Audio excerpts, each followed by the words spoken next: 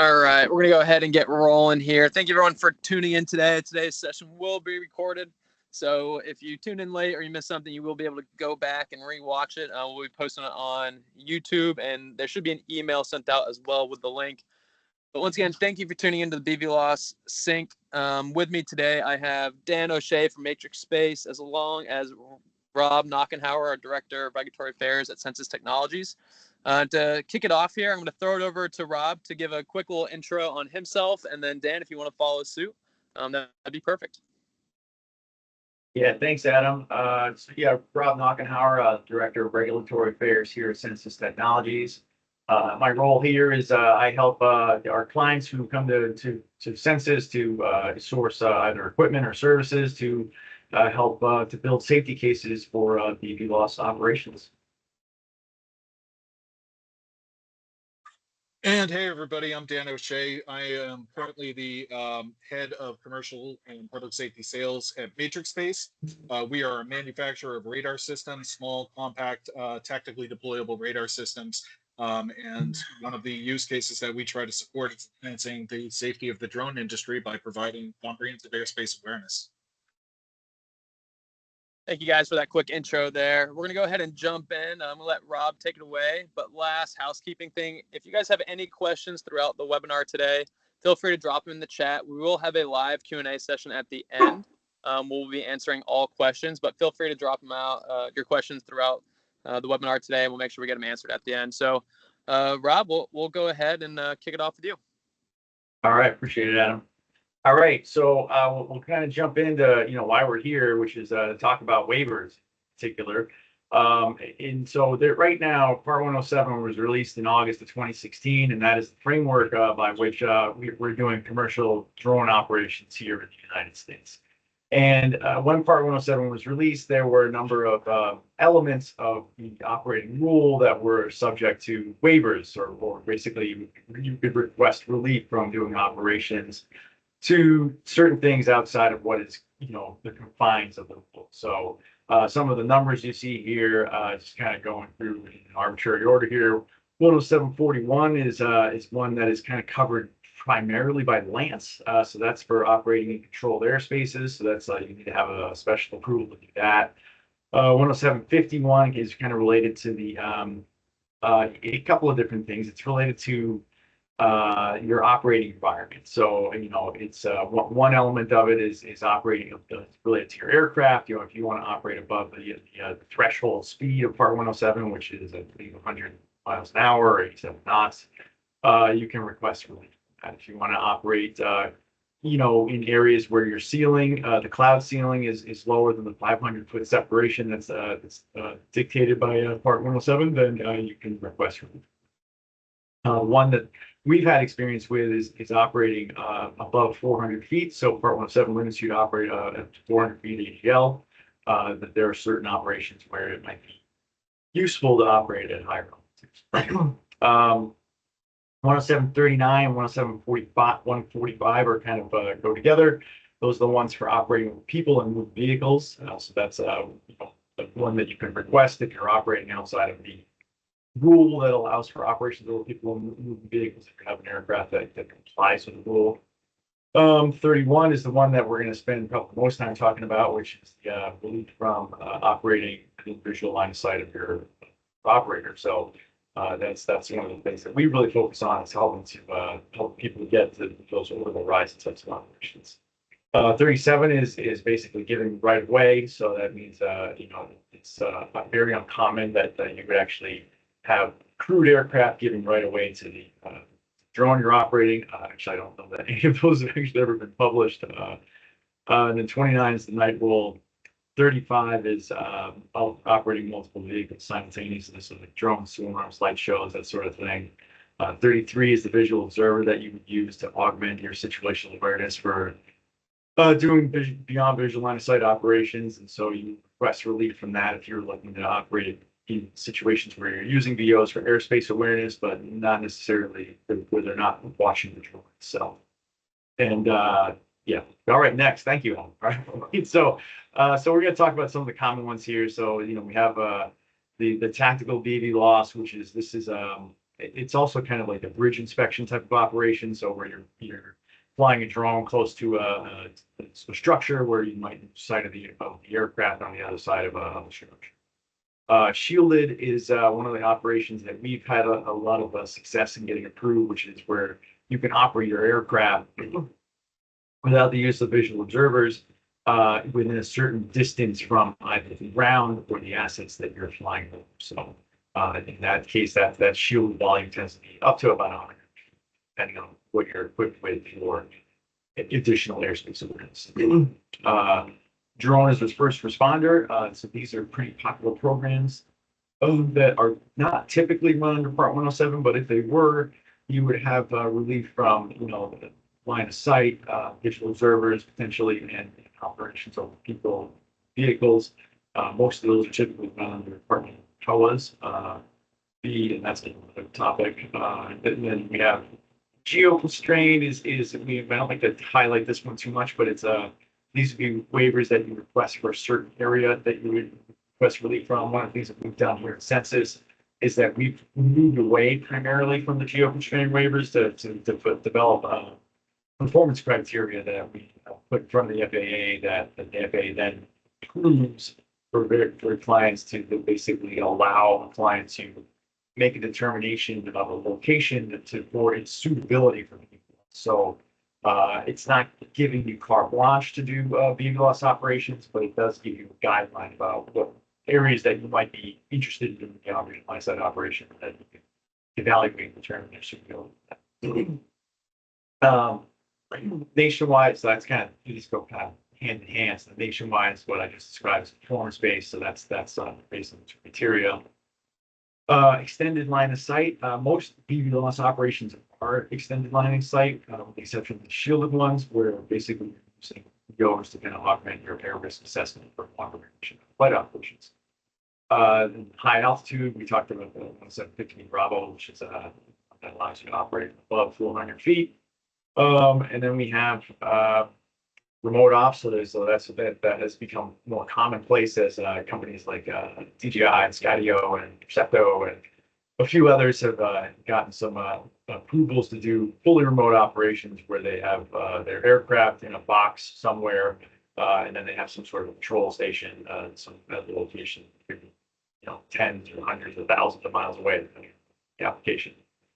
And then, finally, the operations of people and moving vehicles are 39, 45. Also, those are starting to become commonplace as well as you're starting to get more embracing of use of parachutes. There's been a few more declarations of compliance for ops over people. Over to the rule. I'm sorry, the rule is actually different than the waivers. So you don't need the waivers if you're seeking something outside of it. So that's where the parachutes should come in.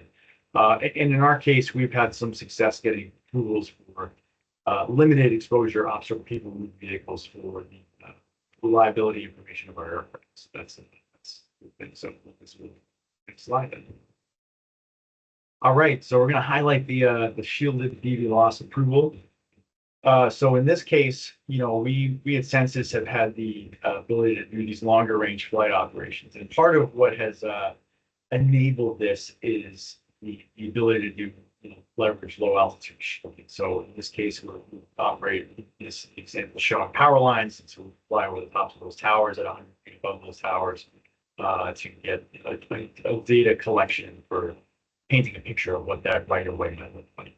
Now we talk about this 40 miles point to point, which is enabled primarily via the cellular, onboard board that is basically managing multiple SIMs provided by Hillside. We talked about that in an episode a few weeks ago. So next.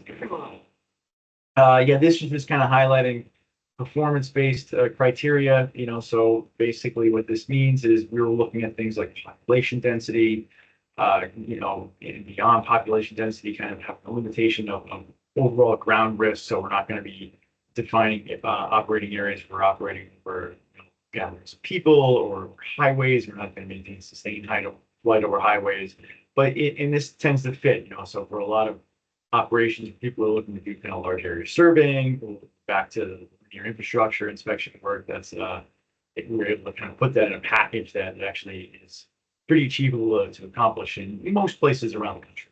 So there's definitely some discrete areas around like larger urban centers where we can't operate, but for the most part, there's a lot of geographical area.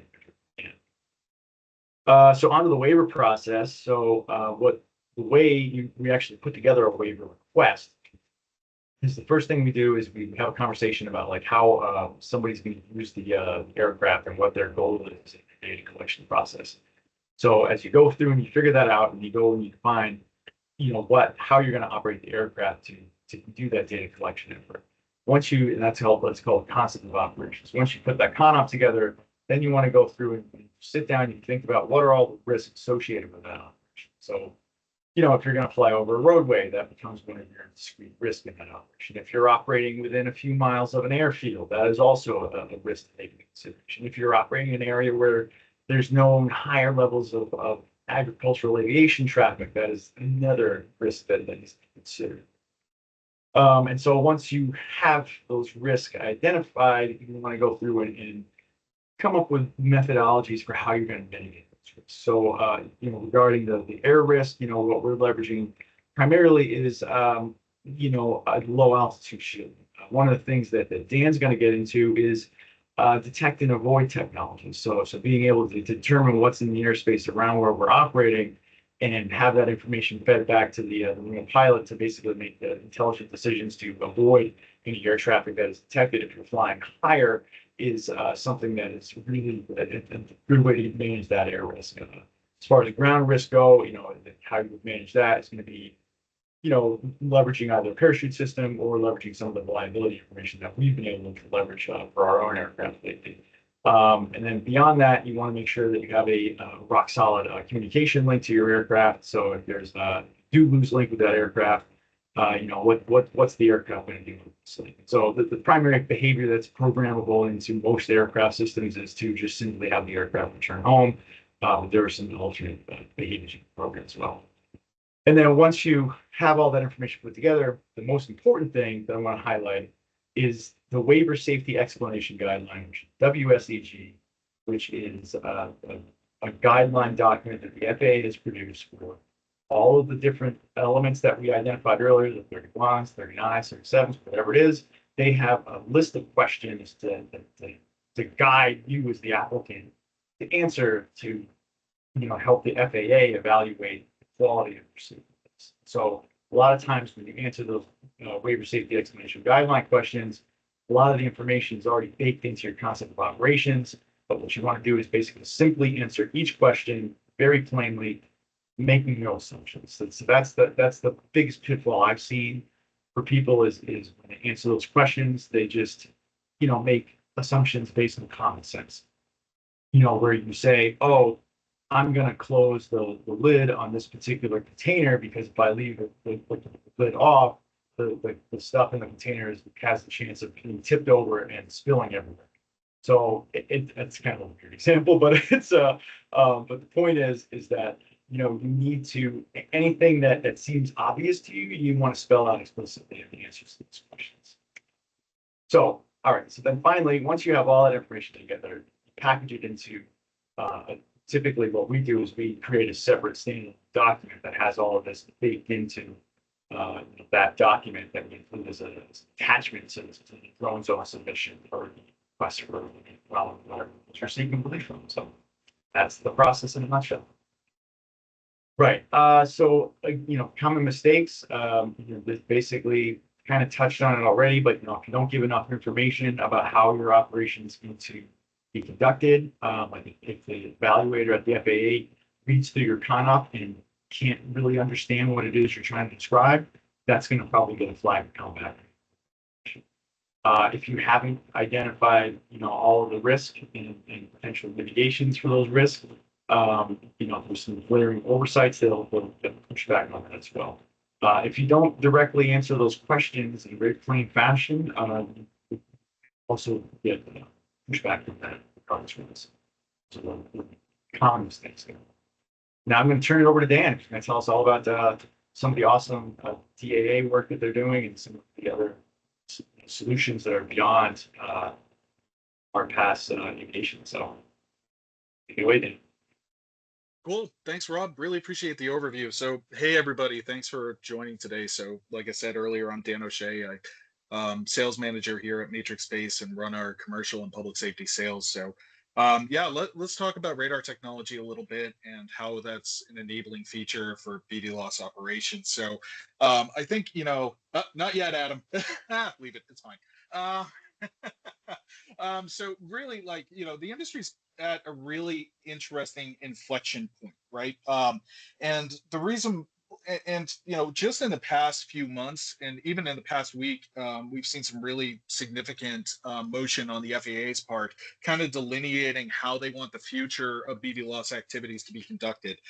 So, the two kind of approvals that I really have at the front of my mind right now are the approval out of Dallas that enabled UTM system, or enabled drone delivery vis-a-vis a UTM system for deconfliction between drone operators. But also, we just saw in the past week NYPD get a very significant COA that enabled beyond visual line of sight flight for their drone as first responder program, up to 200 feet with just an ADS-B system, and up to 400 feet using non-cooperative detection. So I think what's starting to happen in the industry, and Rob, please feel free to disagree with me on this one, but we're starting to see a bit more direction and guidance out of the FAA, particularly as they start gearing up towards 108, to kind of delineate what type of systems are going to be necessary to enable certain types of operations. We're seeing a little bit more clarity, but we're at least seeing movement towards what a when certain systems are going to be necessary to enable certain types of operations. Rob, you just came off mute. Feel free to jump in. Yeah, I mean, I think you're spot on, Dan. One thing I will add to that is that the FAA, there's a push from the higher levels of the government to get the FAA to make some actions here. So there is the Part 108 rule that is in the process of being developed, and that'll be open for an NPRM in the next months or so. And I think leading up to like a beyond visual line of sight rule, the FAA is starting to recognize that some of the operations they've approved have been fairly low risk, and so they're increasing the amount of risk that they're willing to allow to happen based on some compelling safety cases and trusted operators. So in New York City, you have groups that have been working directly with the FAA for a long time. So that's yes, it's a great piece of news, but if you also kind of see some of that kind of goes hand in hand with the folks that are that have worked directly with the FAA for many years getting these kind of clearances.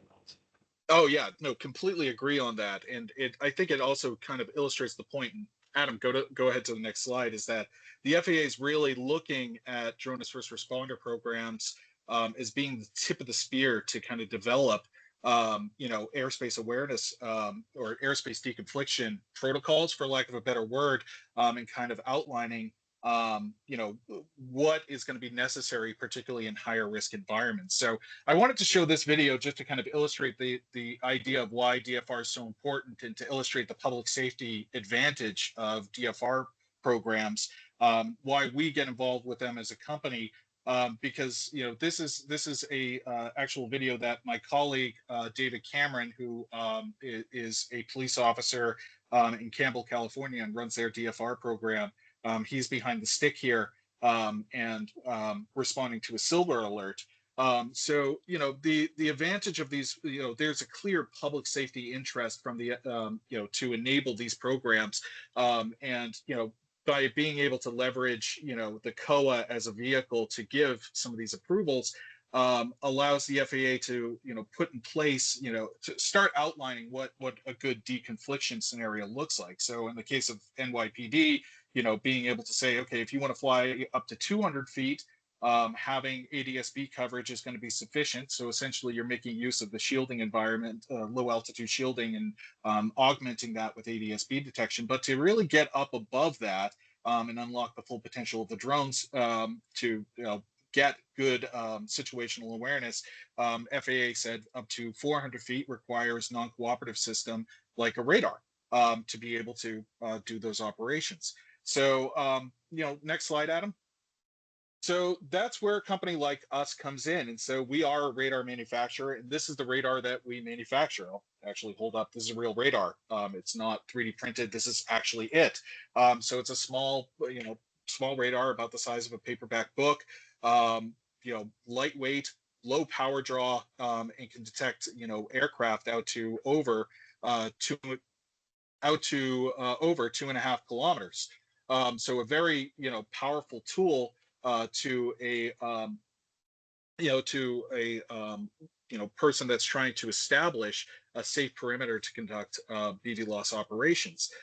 So next slide, please, Adam. And the name of the game is really, with having a small tactically deployable radar system, is having a number of different deployment options that can be utilized to enable those safe operations. So first obvious, the most obvious use case is, of course, taking your protected bubble of airspace with you by putting it on a drone. Next slide, please, Adam. Some customers want a more, a ground-based solution, but want something that's rapidly deployable, easy to set up, easy to take down. And so we've developed a black pack deployable version of our system that can run off of a solar panel, which you see kind of spread out on the chair in the picture on the left, and a battery backup. And that little yellow square next to the solar panel is the battery backup. And then, of course, we have customers that are looking for a more permanent fixed solution. Next slide, please, Adam. That, in the form of a ruggedized 360 solution with integrated cooperative detection measures like ADS-B and UAT. So, from a broader airspace deconfliction perspective, it's, having an enabled radar solution really gives the full sense of airspace awareness. And that is really going to be the key to proving any type of useful safety case to the FAA. So when we jump ahead to the next slide here and we start looking at, okay, how do I implement a radar feed or any other type of detect and avoid feed for that matter to provide useful, actionable intelligence?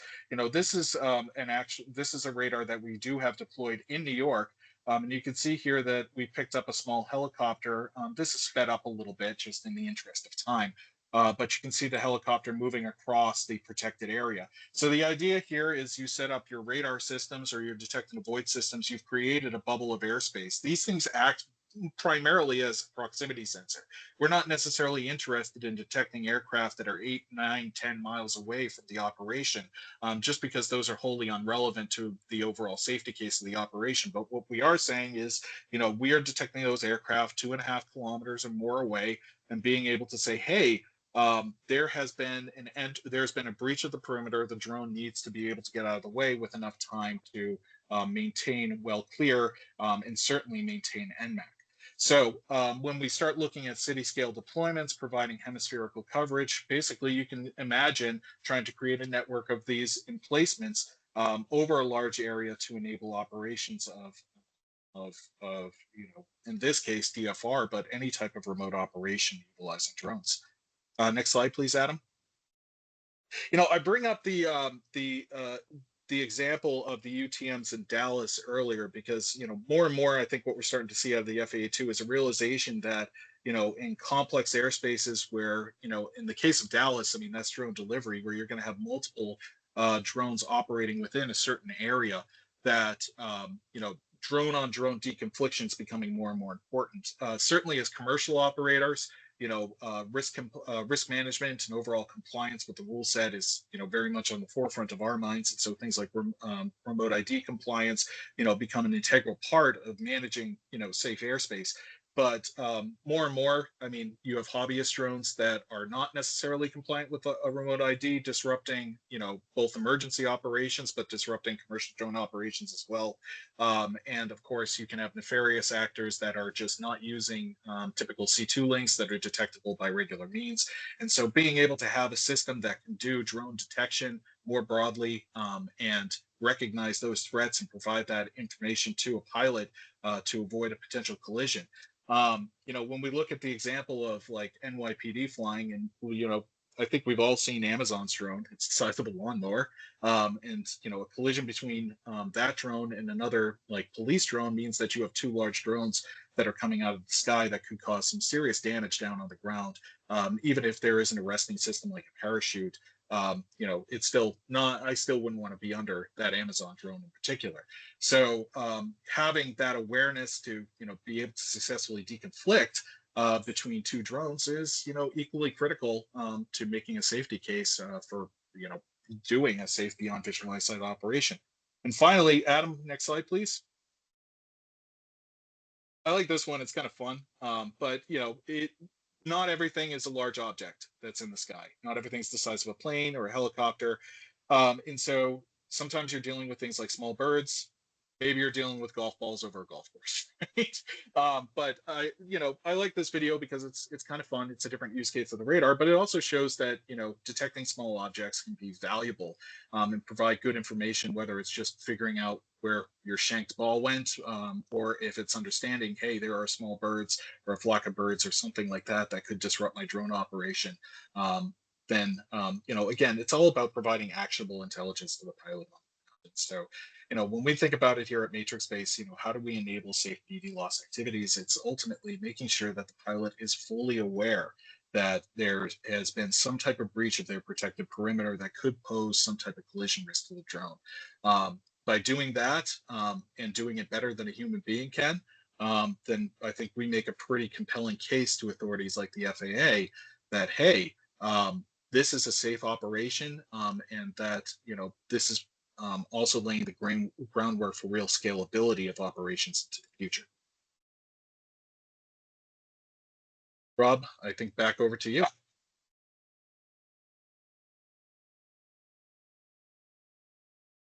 All right. Yeah. Thanks, Dan. So, so this is this is definitely a use case we have here. We did an operation last December where we leveraged our aircraft and shielded operations environment supplied a 15-mile stretch of canals in South Florida. So this is basically kind of highlights the value of the unconventional site. In this regard, being able to fly this section of canals, do some veg management for South Florida water management, provided real insights for them that was able to be done quickly. This flight that was 15 miles out and back took about 40 minutes, and so that's these types of operations that we can get to some level of capability is really kind of providing a pretty value proposition. One of the things though is that we had to just shield it because our onboard DAA solution that we use in our aircraft is not approved. It doesn't have the kind of reach that we need to get that complete picture of airspace awareness. Whereas what MatrixSpace is laying out here is it's a different solution, and it's definitely something that is a bit more robust and is in the process of being evaluated and proven out with the FAA to kind of get folks like us here at Census and others that are looking at FAA solutions to get further reach to provide even greater levels of data. So great. This has been a great use case that is providing real value to people for doing right away work every day today. But we're constantly striving to achieve higher. So that's kind of the whole rationale about why we're here today and talk about what Census does in the BVLOS space and what the tools that MatrixSpace has developed are augmenting to support further longer distance and less restrictive BVLOS operations in the future. So it's an exciting time for all of us in the industry. All right, next one is the Flagler Beach. So this is another operation that we ran in Flagler County, which is just north of Volusia County, which Daytona Beach is in Volusia County, which Census is headquartered.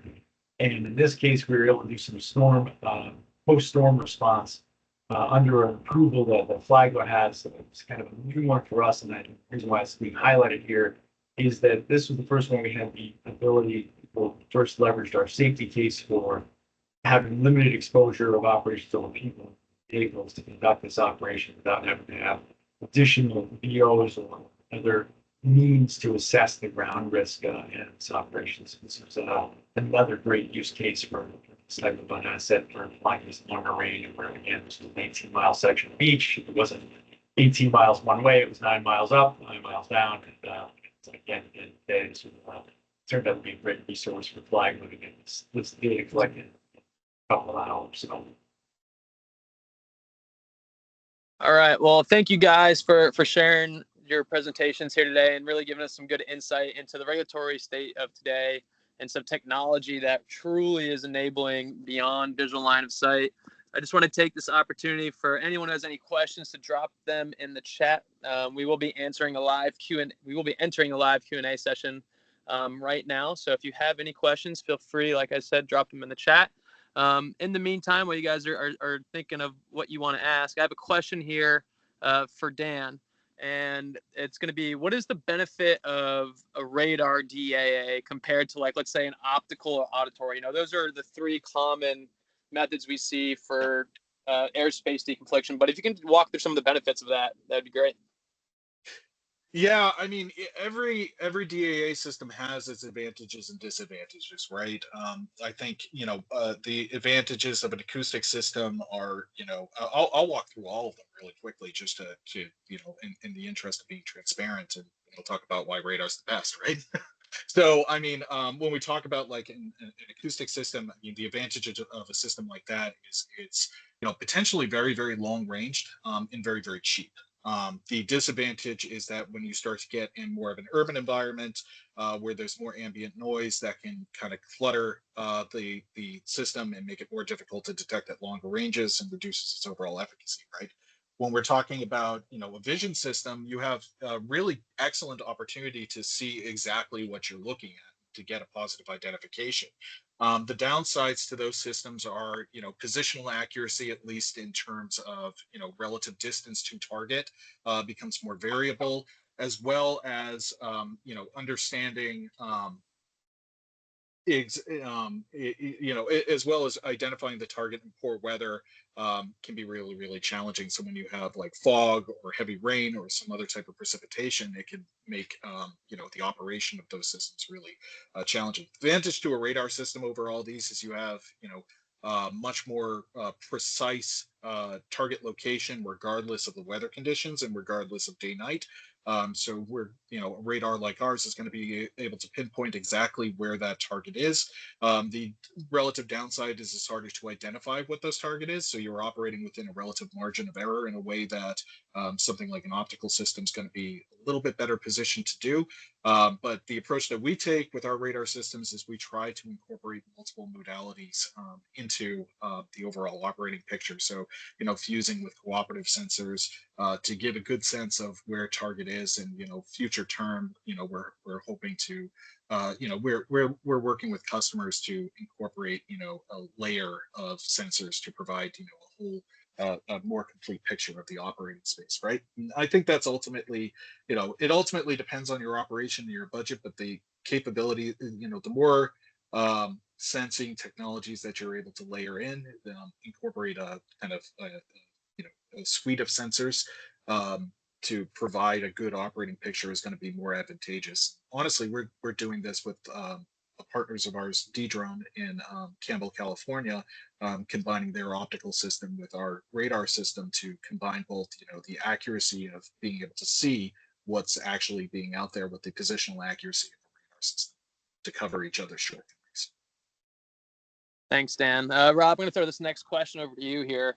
And this is mainly just because you kind of have a little bit more on the POV of like a drone manufacturer side, Rob. And years ago when Census was building the Centero, a radar of this size wasn't really an option to even integrate as a DAA. And on board right now, I have an optical sensor. But Rob, just from a drone manufacturer side, and maybe not just for the Centero, but in general, what do you see as kind of the future for what manufacturers will be integrating as a DAA? So, I mean, the answer is it depends, really. So it depends on what the goal is. So for a company like Census, and there are other companies out there that are looking to really kind of embrace the BVLOS space and kind of in that regard. And so I think, what MatrixSpace has brought to the table is a technology that is, has, it's honestly, there are other radar manufacturers that have been in existence for many years. MatrixSpace has been around that have provided solutions in this space, but the challenge has been with all of them is the size, weight, power requirements. And not to say that the MatrixSpace solution does not have similar size, weight, and power constraints that we have to take into consideration as a manufacturer, but it is getting to a place where, it is a pain point that we can accept as a manufacturer to move something forward for the use cases where it makes sense. So, one of the things that Dan highlighted is that radar is expensive. I mean, it's just inherently going to be a more costly solution than optical. However, there is that accuracy that makes radar the best solution from looking at it from an ability standpoint from any civil aviation authority around the world. It's going to have just a higher level of acceptance in that regard. And then again, it also depends on what your operating environment is. So, in those more cluttered areas where it makes, having that distinction, the fidelity of that a radar will give you is just going to make way more sense. In those types of areas too, one of the things is you're unlikely to encounter higher traveling crewed aircraft traffic, right? So you're not going to have, nobody's going to be buzzing the tops of the skyscrapers in New York City with a 737, right? So it's just so that speed factor, because that's the thing is you talk about radar, the MatrixSpace solution, can go out for 2.5 kilometers, which is great if you're looking for things that are flying, between like 110 to like 180 or 200 knots. But if you get into an aircraft that you have to detect and try and make a reasonable avoidance maneuver on for something that's flying at, in excess of like 300 knots, then that 2.5 kilometers, you quickly run out of a time pretty quick in the time you have to actually make it basic if required. So that's a really kind of broad way, kind of walking around a lot of different things to take into consideration. But for a lot of people that are using drones today, those lower altitude operations are well conducive for this type of piece of equipment, onboard solutions. In particular, like what we're looking at, you could argue that there are ground-based solutions that may make more sense, and there are certainly places around the country that are developing ground-based systems, sensor networks. Like North Dakota has their Vantis network. Ohio DOT has actually been able to leverage FAA radar data in addition to some of the stuff that they've had developed by Raytheon. It's providing what I ultimately see that as being a radar as a service or a sensor as a service that they'll provide some intel. You might not have to have your own sensors on board. So again, it really kind of depends on what the use case is, but those sensors as a service, the reality is they're there's only a few places where that's going to happen right now. And the infrastructure development that's occurring at a broader scale is probably many decades out, if it ever comes to see the light of day nationwide. I doubt it's always going to be places. There's going to be places in Wyoming that they're just not going to set up a sensor network because the cost doesn't justify the so but from our perspective and kind of providing a higher level of operational flexibility, onboard TAA is something that we're really looking at seriously and looking at bringing on board. And in addition to that, though, we're also recognizing that there are going to be cases where you may not need onboard TAA. So we want to have that system be modular, where we can remove it to give the aircraft the ability to have either battery capacity to give greater endurance or more payload capacity. So it's about a manufacturer's perspective. It's all about creating a system that has the ultimate flexibility for how individual. Thanks, Yeah, Rob. and I'll kind of tack on some thoughts onto that too. And yeah, Rob, I couldn't agree more. Even from I spent a good portion of my piece today talking about the different ways that we try to deploy our radar. And, when I think of like an onboard solution, I mean, the work that you guys are doing, flying, long distance missions, particularly in low density airspace environments, where non-cooperative traffic is going to be an issue, then having an onboard system like a radar becomes really valuable. But a customer that like a police department or even a utility company that has a cordoned off area they have where they're going to have repeatable operations, then it might make more sense to take the DAA system off the drone and create a ground-based infrastructure, so that they can get a bit more out of the drone, get more airtime, and it just makes a bit more sense in those those instances. So I totally agree with you. The flexibility of the system, both the drone and the DAA system that you're utilizing, is absolutely paramount. Thanks. And Dan, I'll throw potentially our last question over to you here today. I don't see if anyone's got any questions. Make sure you drop in the chat. But my next question for you, Dan, is we talked about it a little bit, and you talked about the size, the price, and the capability. But are there any other big differences? I think when the common person thinks of radar, they're thinking of a big object that's spinning 360 degrees on top of a building. What are the big differences between a MatrixSpace radar and maybe what the person thinks of when they think of common radar? Yeah, I mean, when it comes down to the physics of it, I mean, radar is a pretty well understood, technology at this point. It's been around for 80 plus years. And so, there's, and, our device is itself relatively small. At a certain point, physics are physics, and, the overall distances or the overall differences from a physical perspective, they're only so much between different radar manufacturers. What separates us apart is that we take a real software approach to our radars. And so each radar has its own embedded processing unit. And when we look at kind of the future of where we're going with our, more permanent emplacements, especially, it's adding in additional layers of compute to be able to do more.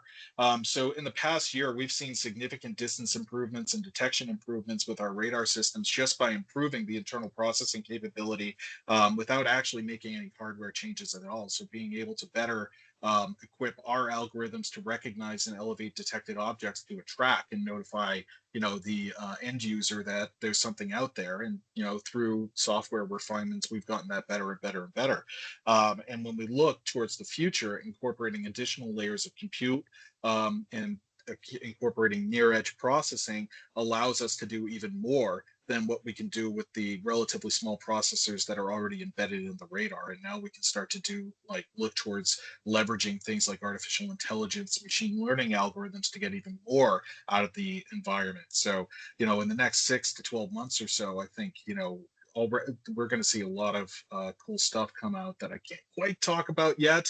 But to give just kind of a sneak peek, that's what I think really separates us. Not only do we have this really small, compact form factor radar with really low power, there's my sales pitch, but it's also just being able to leverage, software and, artificial intelligence algorithmic tools to be able to better define those tracks and notify the end user more quickly.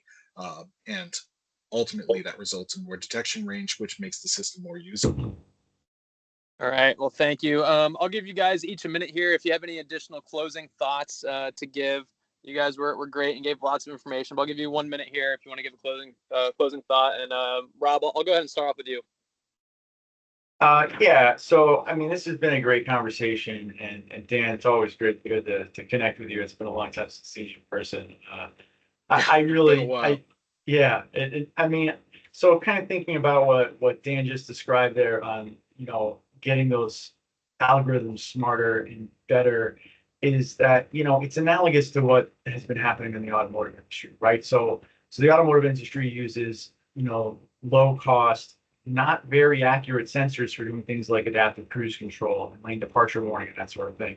And what they've done for many years is they've used higher resolution, really powerful LiDAR sensors and machine vision cameras to augment those sensors, right? And so what they're doing is they're using those things in parallel, where they're training the machine learning and the algorithms to become even better, to allow those lower cost sensors to be more precise in the way that they actually are detecting things. So that's an exciting thing, that knowing that a solution, even though it's lower size, weight, and power, and again, the physics of that is going to be inherently limiting what you can do with that form factor. However, that form factor is very attractive for companies like Census that are looking to put something like this on our aircraft. So that's and it's going to be the power of those algorithms to kind of get better intelligence about leveraging, those edge cases of operations and what to detect for us in the future, and for the regulator to evaluate and kind of have a higher level of comfort in the future too. So that's yeah, that's it.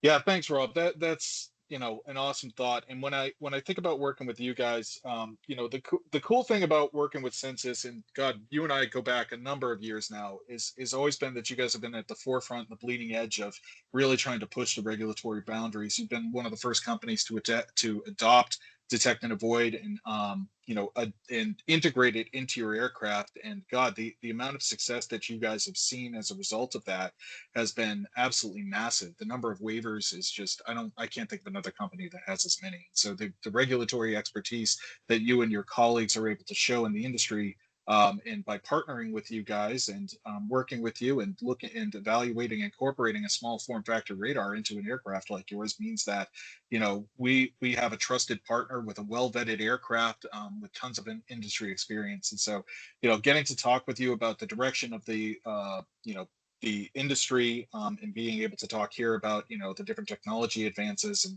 what can be done by incorporating different types of technology to enable BVLOS is really truly exciting. So thank you guys, and I'm excited to see where things go in the future. Thank you. And thank you everyone for tuning in today to the BVLOS Sync. Make sure you follow us all on LinkedIn, whether it's Dan, Rob, Census, or MatrixSpace. We all have some great information to share. And it sounds like MatrixSpace has a big announcement coming in some following months. So stay tuned and look out for that. But once again, thank you for tuning in. And if you have any additional questions, feel free to reach out to Dan or Rob. Or if you want, you can always email us as well. But once again, thanks. And we'll be hopefully seeing you again in about 6 months with some more updates on the regulatory realm, more technology that's enabling beyond visual line of sight. And we're really excited for the future of the industry. So thanks again for tuning in, and have a great rest of your day. Thanks, everybody.